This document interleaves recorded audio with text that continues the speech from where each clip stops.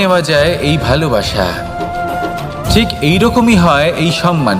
যদি সম্মান করো তাহলে মন থেকে এবং ভালোবেসে করো, ভয় পেয়ে নয়। মনে রাখবেন, যে মাথা ভয়ের দ্বারা নত হয়, বিরোধিতাও প্রথমে সেই করে থাকে। যে মাথা ভালোবেসে নত হয় তা আপনার জন্য বলিদানও দিতে পারে। এই সংসারের সবথেকে বড় উপহার, সবথেকে বড় বরদান এই প্রেম এবং সম্মান। তাকে সম্মান করুন আর আমার সাথে ভালোবেসে বলুন, রাধা রাধা। কখনো কোনো চাতককে দেখেছেন? একটা চাতক বর্ষার জন্য অপেক্ষা করে, সেই বর্ষার জলে নিজের তৃষ্ণা নিবারণ করে, নয়তো সারা বছর তৃষ্ণার্ত থেকে যায়। ও আকাশের দিকে তাকিয়ে থাকে আর অপেক্ষা করে যে কবে বর্ষা হবে আর কবে আমি আমার তৃষ্ণা নিবারণ করব। সেখানে অন্যদিকে একটি কাক বা একটা পায়রা, এরা কি করে? যেখানে জল পায় পান করে নেয়, যেখানে খাবার পায় খেয়ে নেয়, আত্মীয় স্বজন বন্ধু বান্ধব যাকেই পায় তার সাথে সময় কাটায়, খাবার খায় আর চলে যায়। এবার এদের মধ্যে মিল কোথায় আর পার্থক্য কোথায়? দুজনের কাছেই ডানা রয়েছে, দুজনেই উড়তে পারে। এই আকাশ হলো ওদের, খাবারের দানা ওদের।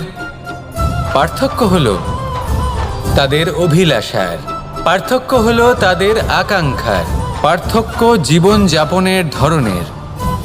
এবার যত বেশি আকাঙ্ক্ষা থাকবে, যত দামি জীবনযাপন করার ইচ্ছে থাকবে, তত বেশি কষ্ট আপনাকে সহ্য করতে হবে।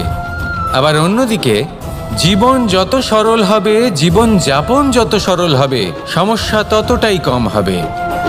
তাই সবসময় চেষ্টা করবেন আপনার মানসিকতা এবং আপনার জীবন যেন সরল হয়। ভালোবাসতে থাকুন। যদি কেউ আপনাকে ভালোবাসে, তাকেও আপনি ভালোবাসা ফিরিয়ে দিন। তাদের সাথে কথা বলুন, কিছু তাদের কথা শুনুন, কিছু নিজের কথা বলুন। দেখবেন সকল তাপ উত্তাপ দূর হয়ে গেছে।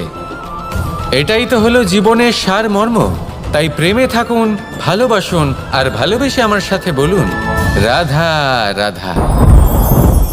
ক্ষমা একটা অত্যন্ত সুন্দর শব্দ, আমার খুব প্রিয় শব্দ। কিন্তু এই ক্ষমা কখন আর কিভাবে প্রয়োগ করতে হবে সেটা বোঝা প্রয়োজনীয়।